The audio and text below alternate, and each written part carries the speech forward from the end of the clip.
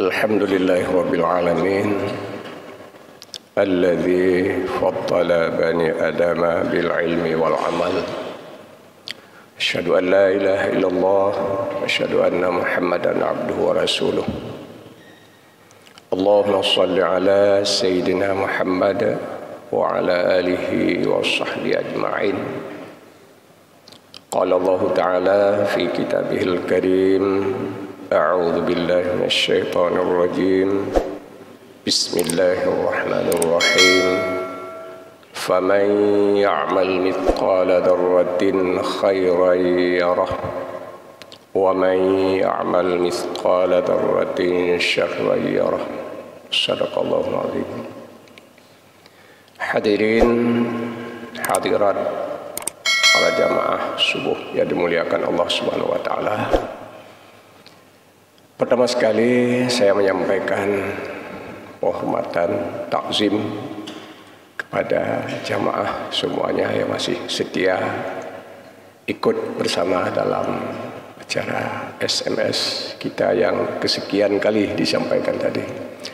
Kami mendapat kebahagiaan tersendiri pada subuh yang mulia ini, kembali dapat melakukan sholat berjamaah bersama jamaah SMS, karena sudah cukup lama kami tidak bersama bapak-bapak dan ibu-ibu jamaah sholat SMS. Sebenarnya sering kami dihubungi oleh Abu Khadim SMS, tapi karena jarak tempuh, mungkin karena lokasi sholat kita di daerah kota Lutsumawi atau mungkin lebih jauh. Tapi pada subuh yang berbahagia ini, insyaAllah kita dapat berjumpa kembali.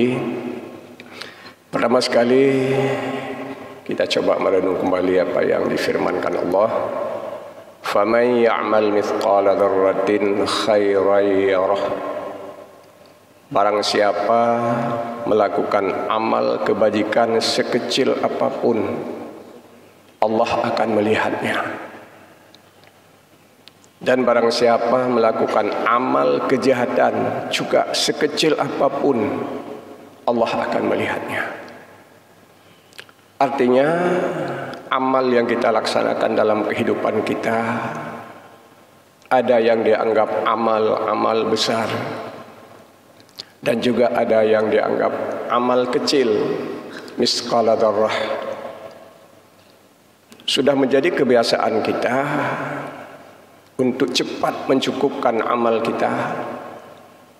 Kita selalu mementingkan amal-amal yang besar. Kalau dalam bentuk sedekah, mungkin membangun masjid, satu masjid kita bangun sendiri, itu sangat terasa dalam perasaan kita, amal besar. Menyantun anak yatim, puluhan, ratusan anak yatim, itu juga terasa, itu amal infak kita yang sangat besar. Tapi kalau sempat dengan tidak sengaja umpamanya, kita memberikan sepotong roti kepada yang meminta di samping kita, apalagi kepada hewan, mungkin ini tidak ada dalam catatan kita ini sebagai amal. Tapi Allah sudah menyatakan misqala dzarrah. Ada amal yang sangat kecil, tapi ini tidak luput daripada penilaian Allah. Kemudian juga maksiat, kemungkaran. Ada kemungkaran-kemungkaran besar, mungkin semacam mabuk, judi, zina. Ada juga yang kita anggap kemungkaran kecil, dosa-dosa kecil. Ini juga tidak pernah luput dari penilaian Allah Subhanahu wa taala. Maka kebiasaan kita mementingkan yang besar-besar dan kadang sampai meremehkan amal kecil. Menjauhkan diri daripada maksiat-maksiat besar. Maksiat kecil sudah jadi kebiasaan. Ini ternyata kekeliruan besar. Kekeliruan besar. Syekh Zainul Abidin memberikan tausiah kepada kita. Kata beliau, Innallaha khabba'a thalathan fi salasin.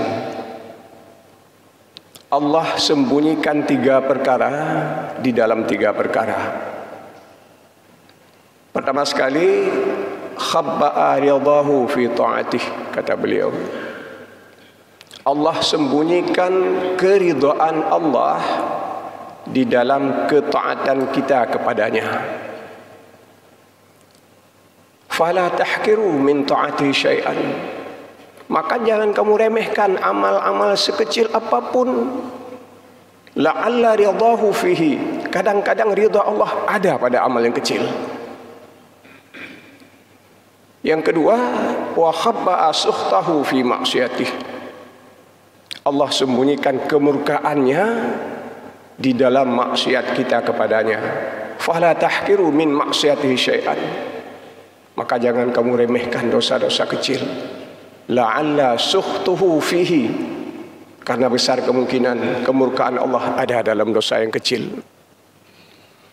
Hadirin yang dimuliakan Allah Subhanahu wa taala. Maka karenanya kita tidak hanya mendahulukan amal-amal yang besar, dan juga kita tidak hanya menghindarkan diri daripada dosa-dosa yang besar, karena besar kemungkinan ridha Allah ada dalam amal yang kecil dan murka Allah ada di dalam dosa yang kecil. Kita tidak hanya menjaga amal-amal yang besar, apalagi sampai meremehkan amal-amal yang kecil. Karena besar sekali kemungkinan ridha Allah ada dalam taat kita yang kecil, dan juga tidak menjadi dosa-dosa kecil menjadi kebiasaan kita, karena ada kemungkinan murka Allah ada dalam dosa yang kecil. Maka apa yang ditausiahkan oleh Syekh Zainul Abidin menjadi renungan kita. Allah menyembunyikan ridhanya di dalam ibadah kita, walau ibadah yang kecil sekalipun. Demikian pula Allah sembunyikan kemurkaannya di dalam maksiat kita kepadanya, walau di dalam maksiat kecil sekalipun. Maka pernah diriwayatkan sebuah kisah. Seorang ulama besar, manakala terjadi hari kiamat, Allah mengumumkan, memberitahu bahwa Allah berikan kebahagiaan, Allah berikan surga. Beliau pun merasakan sesuai dengan harapannya, karena sepanjang hayat beliau merasakan tidak pernah maksiat kepada Allah, dan juga tidak pernah meninggalkan perintahnya. Jadi manakala Allah memberitahu dia akan mendapatkan surga, dia merasa sangat bahagia. Cuma yang dia renungkan, kebahagiaan yang Allah berikan kepadanya berkat amal-amal besar yang pernah dilakukan sepanjang hayat.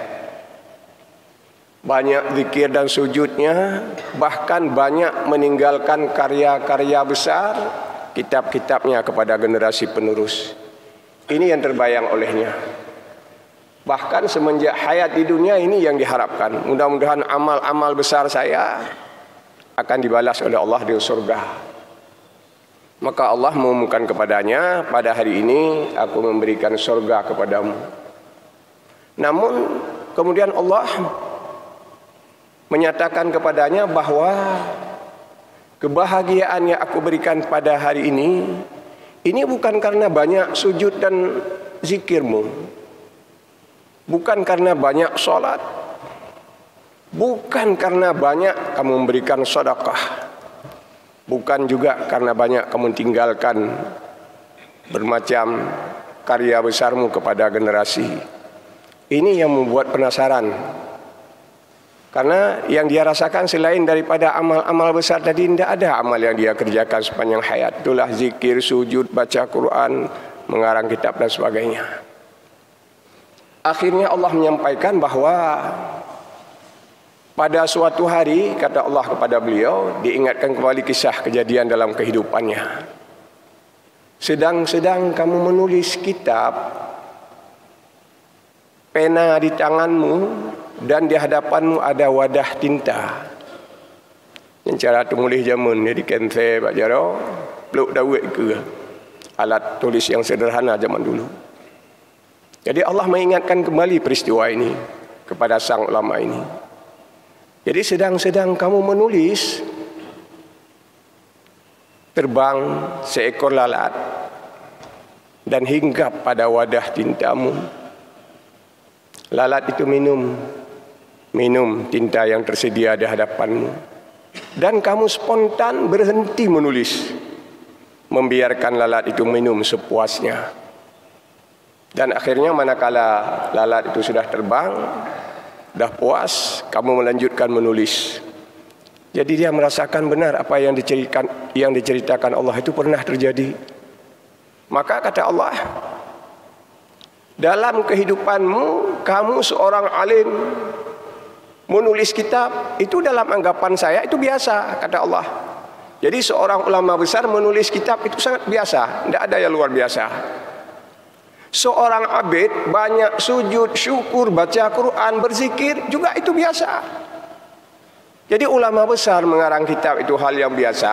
Seorang abid yang selalu beribadah, berzikir kepada Allah itu biasa. Tapi ternyata ada yang luar biasa, kata Allah. Dalam sejumlah amalmu, itulah sedekah tintamu kepada seekor lalat. Ini yang luar biasa, kata Allah. Ini yang saya kagumi, amal sekian banyak amal yang kamu lakukan di dunia, inilah satu-satunya amal yang sangat mengagumkan aku, kata Allah. Jadi inilah diantaranya mungkin maksud Syekh Zainul Abidin, jangan kamu remehkan amal-amal yang kecil. Karena besar kemungkinan ridha Allah ada pada amal yang kecil. Maka seperti contoh cerita tadi, yang dibayang-bayangkan nanti di akhirat Allah akan berikan balasan karena banyak zikir, baca Quran kepada Allah. Tapi ternyata Allah kagum kepada amal yang tidak ada dalam catatan kita, memberikan tinta kepada lalat. Hadirin jamaah subuh yang dimuliakan Allah Subhanahu wa taala. Maka kita bisa mengambil suatu kesimpulan dalam cerita singkat tadi, bahwa kita ada dua hubungan dalam kehidupan ini, seperti yang sama-sama kita sudah maklum. Ada amal yang kita anggap sebagai hablum minallah. Itulah tadi zikir, salat, baca Quran dan sebagainya. Sebahagian yang lain kita anggap sebagai hablum minanas. Apalagi hubungan-hubungan kecil seperti cerita tadi dengan seekor lalat sekalipun, itu dianggap hablum minanas. Dia sebagai makhluk. Dalam anggapan kita, bahwa yang membawa kita kepada kebahagiaan di akhirat, itulah semata-mata hablum minallah. Dan hablum minanas hanya semata-mata untuk membahagiakan kita di dunia. Ini ternyata yang keliru. Bahkan itu sebaliknya. Hablum minallah itu bagaikan angka-angka mati semuanya. Kita ulangi. Hablum minallah, ibadah dalam bentuk hablum minallah bagaikan 0 angka mati. Satu, kita berbuat amal ibadah kepada Allah, udah ada 0, 1. Tadi kita solat subuh berjamaah, udah ada 0, 2. Nanti mungkin kita berzikir, baca Quran, tambah 0 lagi, 3. Sampai sekian. Ternyata jangankan 3, 6, 1000 0 sekalipun, nilainya belum ada. Apabila tidak didampingi oleh angka hidup. 6 0 belum ada harganya, tapi manakala ada di belakangnya angka 1, menjadi 1 miliar. Maka hablum minallah ini bagaikan 0. Ibadah salat, zakat, zikir kita kepada Allah, sebelum didampingi oleh amal kita hablum minanas. Hadirin yang dimuliakan Allah Subhanahu wa taala. Maka modal kita untuk memperbanyakkan amal ibadah kepada Allah tidak ada lain, kesehatan tubuh. punya tubuh sehat, insya-Allah. Bila 2 rakaat kita sembahyang subuh ada 12, tak ada masalah. Jangankan ke istiqamah ini kita ber-SMS ke ujung Sumatera pun tak ada masalah apabila tubuh sehat. Tapi untuk mencari keridhaan Allah tadi, ini perlu kesehatan rohani kita. Perlu memperbaiki batiniyah kita sesama makhluk. Ini yang kadang-kadang yang sulit kita nyatakan di dalam kehidupan kita ini. Banyak kadang-kadang setelah banyak amal ibadah kita, ibadah itu kita beri racun sendiri dengan akhlak atau dengan amal-amal yang tidak baik kita sesama manusia. Di antaranya apa yang sudah kita sama-sama maklum, at-takabbur. Kalau bahasa kita, ego. Ini ego sudah sangat populer dan ini sudah jadi pakaian manusia, pakaian kita semuanya. Tapi ternyata ini sangat berpengaruh bagi amal. Apalagi Allah sudah menyatakan al-mutakabbir atau al-kibru libasi, kata Allah. Takabur itu pakaianku. Jangan coba-coba merampas pakaianku untuk kamu pakai. Ini salah satu hal yang sangat tidak disenangi Allah. Karena salah satu daripada asma Allah yang mungkin banyak kita baca tertulis di mana-mana, al-mutakabbir. Mungkin sifat-sifat yang lain tidak ada masalah. Sifat Allah ada pada kita, Al-Alim, Al-Ghafur, tidak Al-Ghafur, Al-Alim, Al-Rahim, Al-Rahman, Al-Wadud dan sebagainya, tidak ada masalah. Tapi satu-satunya Al-Mutakabbir, jangan coba-coba. Itu dirampas oleh manusia. Ridai, kata Allah, itu pakaianku. Maka karenanya sifat takabur, sombong, ego dalam bahasa kita, ini salah satu perasaan hati yang dapat menghancurkan amal. Maka berapa banyak kita bisa mengumpulkan kayu yang kering, ini kata Rasul. Berapa banyak kita mampu mengumpulkan kayu yang kering dalam kehidupan kita. Mungkin bukan sebesar masjid ini tumpukannya kemampuan kita. Bisa sepulau Sumatera ini kita sanggup menumpuk kayu yang kering. 1 tahun, 10 tahun, 60 tahun kita kumpulkan kayu yang kering. Tapi untuk menghabiskannya cukup dengan sebatang korek api. Maka amal ibadah juga kita sudah berusaha dari kecil sampai umur kita lanjut. Cukup banyak sudah terkumpulkan amal kita. Tapi untuk menghabiskannya cukup dengan satu kalimat al-kibru, sombong. Maka juga pernah dikisahkan, ini sebagai iktibar bagi kita. Di dalam kalangan Bani Israel, hidup 2 orang manusia yang sangat berbeda. Ini diceritakan dalam kitab tasawuf.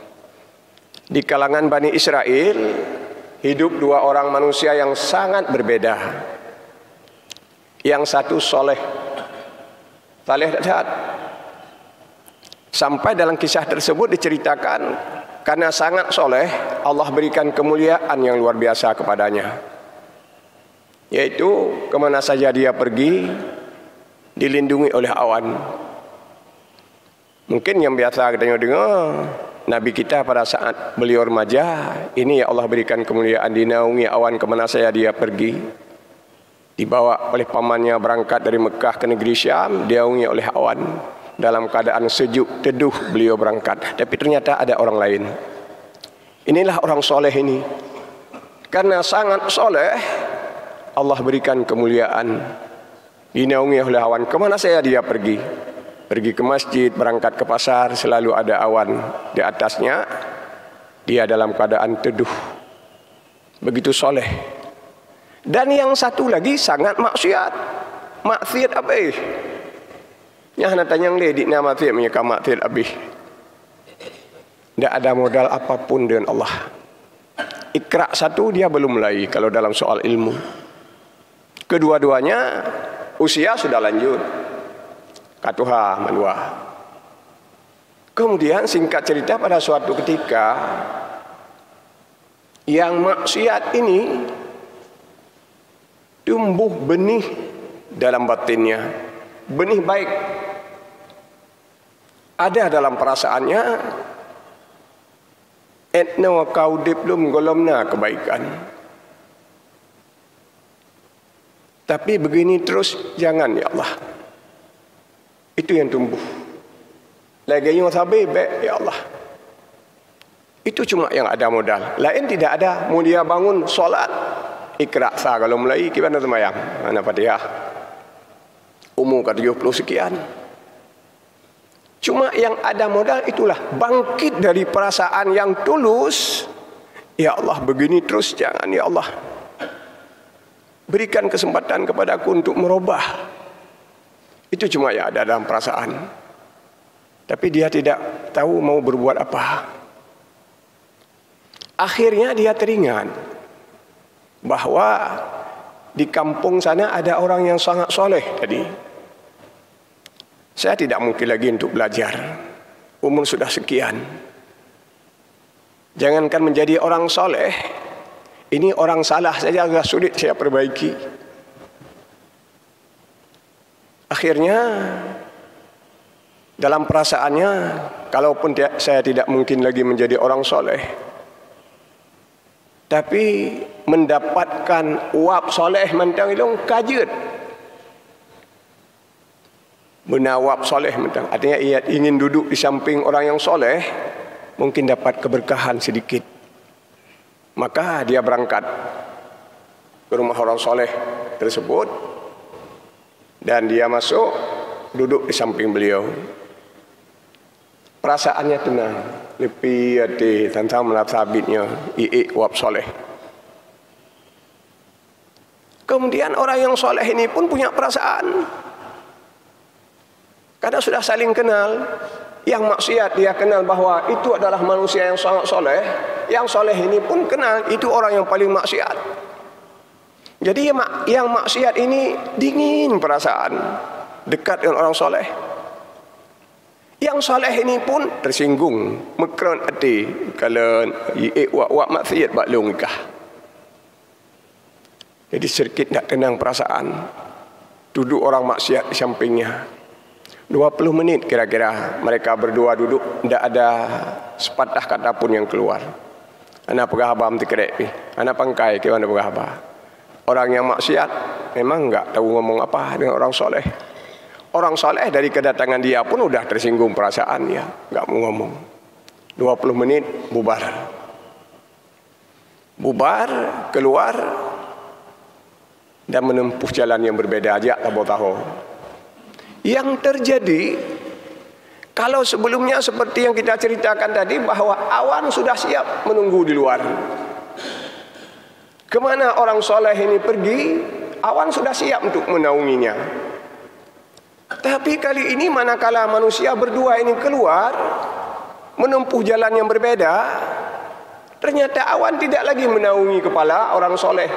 Dia ikut menaungi kepala orang maksiat. Kembali aisyat oleh rumah maksiat. Dulu rumah maksiat yang kejat. Tapi dia enggak menyadari apa yang terjadi, sudah ada perubahan. Kayaknya awan biasa. Orang soleh ini yang menjadi penasaran, kenapa hari ini saya tidak lagi dinaungi oleh awan. Tapi dia enggak tahu mana tanya mana. Malaikat yang selalu mengarahkan awan dulu sebelumnya untuk menaungi orang soleh. Ini dia yang merasakan kenapa hari ini awan tidak lagi taat perintahku. Awan tidak mau lagi menaungi orang yang soleh. Dia menanyakan kepada Allah, ya Allah kenapa hari ini awan tidak lagi taat kepadaku. Dia tidak lagi mau menaungi kepala orang soleh. Dia sudah ikut menaungi orang yang maksiat.